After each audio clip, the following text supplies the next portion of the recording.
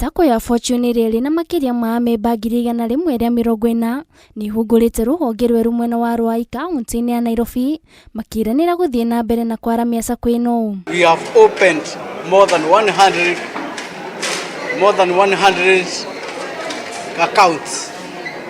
That is, we are having 100 members right now, and we are hoping very soon we are going to catch up and have as many customers as possible.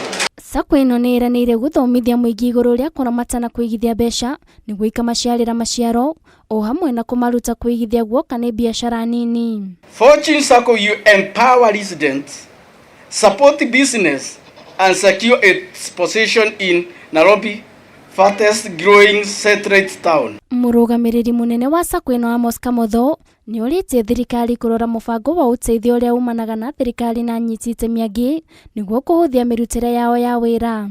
And when serving a clientele like SME, it becomes a challenge because without access to the national payment system, it means that you have to access the national payment system through a partner, mainly a commercial bank, which means also adds to the cost of doing your business.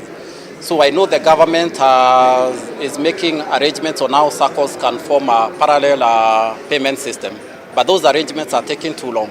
DCC wa Jiro George Kamweru niheranire unyitaniri wa thirikari akiuga mari na itanya ria guteithiriria muingi guku bururi-ini. The government fully supports initiatives like this.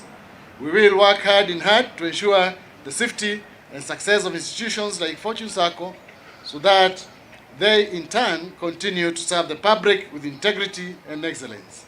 Keep the local administration as a friend and key stakeholder in your service delivery, because at the end all we need is the well-being of the residents. Handu-ini ha Kameme TV, ritwa riakwa ni Nduta wa Buthia.